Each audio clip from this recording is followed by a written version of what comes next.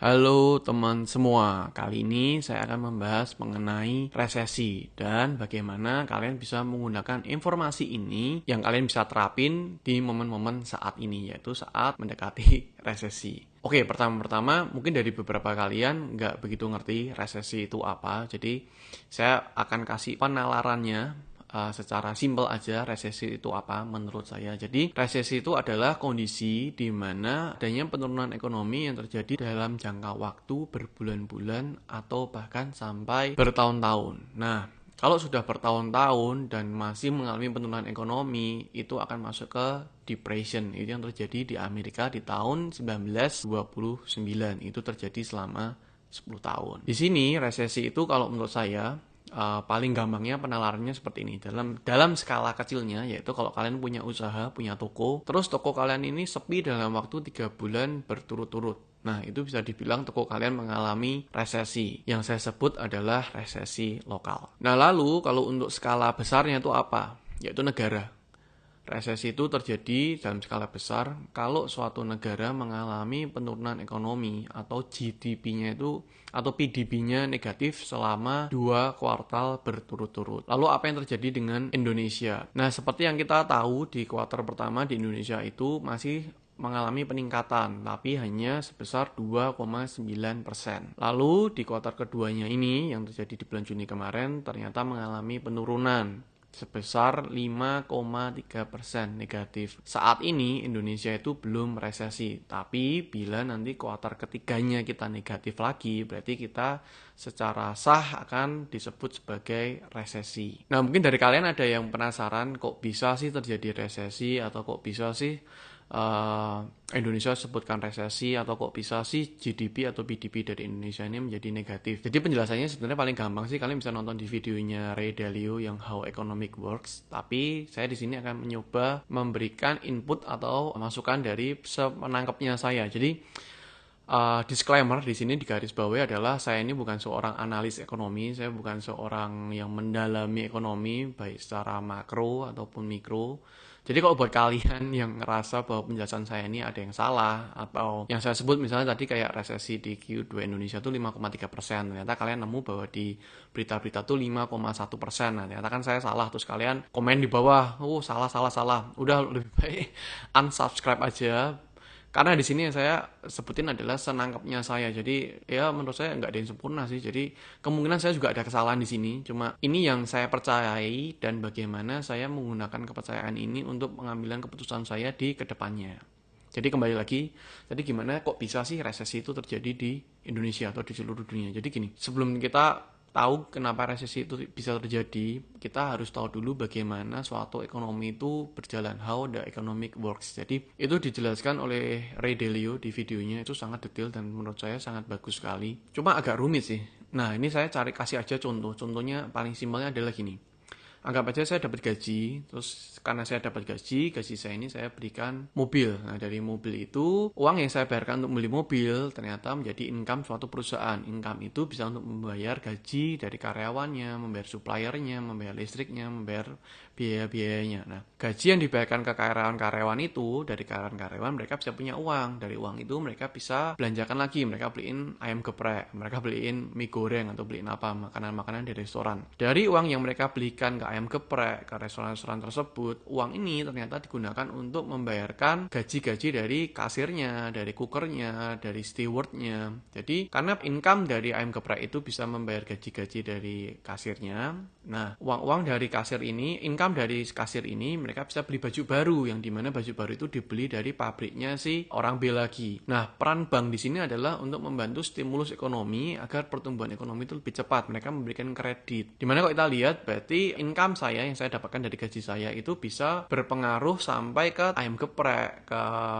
toko baju, ke kasirnya ayam geprek. Padahal itu saya tidak berhubungan langsung dengan mereka. Itu disebutkan dengan efek domino dari suatu ekonomi. Nah, kenapa terjadi resesi di Indonesia atau di seluruh dunia ini adalah karena kemarin di awal tahun kita tahu bahwa di pertengahan itu diterapkan namanya PSBB. PSBB ini berarti kita dilarang untuk keluar rumah, kita dilarang untuk berinteraksi, kita nggak boleh keluar-keluar, kita nggak boleh pergi traveling, kita nggak boleh liburan, kita nggak boleh tidur di hotel di mana-mana, semuanya dilarang. Jadi selama 2 minggu 1 bulan orang ketakutan, nggak berani keluar rumah, mereka hanya di rumah. Yang terjadi adalah toko-toko di daerah wisata atau toko restoran-restoran di dalam mall yang biasanya itu mereka selalu rame, mereka jadi sepi. Kalau mereka sudah sepi, otomatis menjadi pengurangan karyawan, PHK atau pemotongan gaji. Karena terjadi PHK atau pemotongan gaji, orang-orang yang sebelumnya mereka punya pendapatan lebih, mereka bisa belanjakan ke pedagang kaki lima, mereka bisa beli baju baru waktu lebaran, mereka bisa kasih uang jajan anaknya lebih, anaknya bisa jajan ke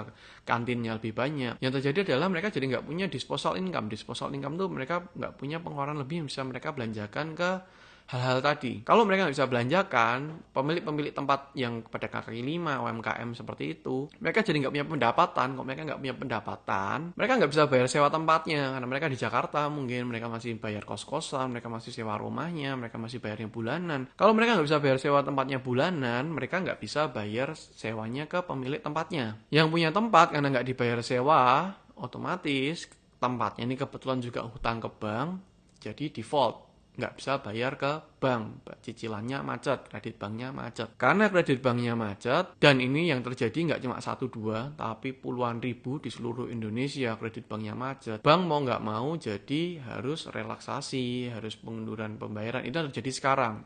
Belum sampai ke krisis, masih. Jadi pemerintah sekarang mengeluarkan kebijakan untuk relaksasi kredit. Hal-hal seperti itu yang dilakukan biar tidak terjadi krisis, biar orang nggak panik narik uangnya banyak dari bank, biar nggak terjadi non-performance loans-nya nggak begitu tinggi di bank-bank. Itu yang terjadi. Saat ini yang terjadi adalah kita akan mengalami masa resesi karena Q2 kita sudah negatif. Jadi pertumbuhan ekonomi di Indonesia ini sudah negatif sebesar 5%. Dan efeknya dari resesi itu otomatis terjadi PHK. Kalau terjadi PHK berarti pengangguran tuh banyak, orang nggak bisa kerja itu banyak, dan seterusnya. Lalu di poin yang kedua dalam video ini adalah kalau terjadi resesi itu terus kita harus gimana? Apa yang harus kita lakukan? Saya nggak tahu saya harus kayak gimana. Nah, di sini saya akan bantu kasih pemahaman sedikit mengenai apa yang bisa kita lakukan dalam masa resesi ini. Oke, jadi poin yang pertama yang bisa kita lakukan dalam masa resesi ini, dan ini adalah poin paling mendasar, adalah kita harus menyiapkan emergency fund. Emergency fund ini apa? Jadi ini dana cadangan yang kita miliki untuk kita bisa bertahan hidup minimal 6-9 bulan ke depan. Itu dana yang kita punya yang bisa mengcover biaya hidup kita. Jadi misal biaya makan kita dan keluarga kita tuh sebulan berapa? 1 juta. Terus biaya sewa kita 500.000 sebulan, terus biaya air listrik kita 500.000. Jadi total misal sebulan ini basic pengeluaran kita. Jadi total sebulan ini pengeluaran kita 2 juta. Berarti kalian harus punya minimal 12 juta di tabungan kalian kalau kalian mau bertahan selama 6 bulan tanpa income. Atau minimal punya 24 juta kalau ingin bertahan selama 1 tahun tanpa income. Nah, ini yang paling penting adalah kalian harus punya emergency fund. Jadi biar kalau terjadi apa-apa yang kurang mengenakan, berarti kalian harus bisa bertahan hidup minimal. Jadi nggak kayak begitu di PHK besoknya udah nggak bisa makan, jangan sampai kayak gitu. Jadi kalian harus sudah mulai nabung dari sekarang biar kalau terjadi apa-apa di Indonesia sampai terjadi resesi dan jumlah PHK-nya meningkat, kalian bisa bertahan. Karena kenapa? Karena ini basic needs dari manusia. Kalau menurut saya adalah kalau otak kita tenang, hati tenang, jadi pengambilan keputusan kita tuh lebih rasional. Kita ngambil keputusan itu tuh jadi lebih pakai nalar. Kita lebih bisa mikir, kita nggak cepat panik karena kita masih punya backup plan. Jadi kalau sampai kita salah pun kita masih bisa makanin keluarga kita selama 6-12 bulan ke depan. Itu yang paling penting. Jadi yang nomor 1, bila terjadi resesi adalah pastikan kalian punya emergency fund minimal 6 bulan sampai 12 bulan. Itu yang paling minimal, itu yang paling mendasar. Nggak usah mikirin investasi, nggak usah pikirin apa-apa, nggak usah pikirin yang lain-lain. Yang penting kalian punya dana cash atau setara kas yang bisa liquid. Itu bisa membiayai pengeluaran kalian, basic needs kalian selama 6-12 bulan ke depan. Lalu yang kedua adalah cek kesehatan, bukan kesehatan badan. Yang saya bahas ini keuangan sih, jadi cek kesehatan keuangan kalian. Nah, kesehatan keuangan ini sebenarnya bisa kalian analogikan menjadi 2, yaitu pertama perusahaan atau personal. Perusahaan yang saya bahas di sini nomor 1 pasti adalah piutang. Jadi bila bisnis kalian itu berdasarkan dari piutang, biasanya B2B, ngutangin orang 30 hari, 40 hari, pastikan itu tertagih atau terbayar. Atau bisa kalian kasihkan promo seperti kalau dibayar di muka, saya bisa kasih diskon 5%. Karena di masa pandemik, di masa resesi, yang paling penting adalah cash flow, bukan lagi net profit, bukan lagi profit and loss, tapi lebih ke cash flow-nya. Lebih baik punya uang di depan tapi profitnya lebih sedikit dibanding punya untung besar tapi bayarnya di belakang, karena bila terjadi resesi kemungkinan besar customer kalian tuh mungkin gagal bayar. Jadi pastikan piutang kalian sehat, itu nomor satu. Sehat itu mungkin tidak terbayarnya di bawah 1%, di bawah 2% itu masih sehat. Buat personal, paling gampangnya adalah mulai tagihin teman-teman, saudara, tetanggamu yang punya hutang sama kalian. Karena begitu mereka di PHK, utang kalian nggak mungkin dibayar. Dan mereka sama-sama butuh saat ini, jadi lebih baik ditagih-tagih dulu sebelum situasi masuk ke resesi. Lalu yang kedua adalah hutang. Ini terutama untuk perusahaan juga, jadi bisa lakuin stress simulation. Stress simulation adalah dimana kalau perusahaan kita tuh dalam masa buruk, bisa nggak kita bayar hutang kita. Hutang kita tuh ada jangka pendek, jangka panjang. Yang berbahaya itu hutang yang punya bunga ke bank. Jadi pastiin perusahaan kalian bisa membayar hutang-hutang itu. Kalau untuk personal berarti kalian pastiin cicilan-cicilan kalian itu masih di angka yang aman. Kalau di angka yang sudah nggak aman, pastiin kalian minta restrukturisasi ke lembaga-lembaga peminjaman tersebut. Bilang kalian terdampak, minta mundur bayar atau restrukturisasi lagi dari pembayaran hutang kalian atau cicilan-cicilan kalian ke bank. Lalu poin yang selanjutnya adalah pastiin kalian punya cadangan kas. Di saat ini yang paling penting adalah kas. Kas itu yang nentuin kalian bisa bertahan atau enggak. Nah, di poin ini juga saya membahas adalah masalah OPEX. OPEX itu pengeluaran, jadi basic needs tadi, atau kalau di perusahaan kita namanya OPEX. Jadi expenses perusahaan, beban perusahaan. Jadi setiap bulan kan perusahaan masih punya beban gaji karyawan, bayar sewa, bayar listrik, bayar lain-lain, itu setiap bulan itu berapa. Kalian pastiin bahwa kas kalian tuh mampu untuk membayar itu semua tanpa income yang seperti biasanya. Jadi misal kalian punya kas sampai 6 bulan atau 12 bulan, bahwa bila perusahaan kalian itu nggak ada income, kalian tuh masih bisa membayar karyawan kalian, bayar sewa kalian. Agar tujuannya apa? Biar nggak terjadi pilot, biar nggak terjadi bangkrut. Sama dengan halnya pribadi yang seperti saya bilang di awal, pastiin kalian punya emergency fund. Perusahaan juga pastiin kalian punya kas yang cukup untuk membayar hutang-hutang jangka pendek kalian, hutang-hutang jangka panjang kalian, dan yang paling penting adalah daily operational kalian. Karena kalau kalian udah nggak bisa bayar daily operational kalian, berarti bisa dibilang perusahaan kalian itu bangkrut. Karena gini, menurut saya perusahaan yang bangkrut di saat resesi itu tuh selalu sama sih, polanya selalu sama. Biasanya perusahaan yang bangkrut di saat resesi. Biasanya selalu gini. Perusahaan bangkrut saat resesi itu biasanya internalnya bosok, lalu hutangnya, debt-nya tuh besar, dan revenue-nya mereka tuh terdampak atau mereka sangat turun. Itu perusahaan. Kalau personal, berarti biasanya mereka tuh udah stres berat, otaknya nggak bisa jalan bener. Yang kedua, cicilannya kebesaran, cicilan KPR-nya, cicilan mobilnya, cicilan motornya, cicilan elektroniknya, hutang ke pinjaman online-nya itu terlalu besar. Dan yang ketiga adalah mereka korban PHK. Itu biasanya personal bankruptcy yang kayak gitu. Kalau perusahaan bankruptcy, di mana-mana ceritanya kalau saat resesi selalu ada 3. Makanya internalnya mereka bosok. Yang kedua, debt-nya mereka besar, hutangnya mereka besar. Dan yang ketiga adalah revenue mereka pasti terdampak. Itu udah pasti. Ketiga adalah tingkatin cash kalian. Pasti kalian sering dengar bahwa saat resesi itu cash is the king. Tapi sebenarnya agak tricky sih, karena kalau waktu masa resesi kalian megang bener-bener kas yang saya bilang ini berarti kalian megang rupiah atau dolar, itu biasanya secara valuasi juga akan menurun karena inflasinya meningkat sangat drastis. Kenapa terjadi inflasi? Karena central bank tuh saat terjadi resesi, mereka biasanya pasti mencetak uang dalam jumlah yang besar. Kalau uangnya dicetak banyak, berarti uang kalian tuh sekarang jumlahnya ada lebih banyak. Berarti kalau kalian megang 100 juta, nilainya sekarang tuh udah nggak 100 juta. Karena sudah terkena oleh inflasi, karena central bank sudah mencetak uang banyak. Sebenarnya agak tricky. Nah, di sini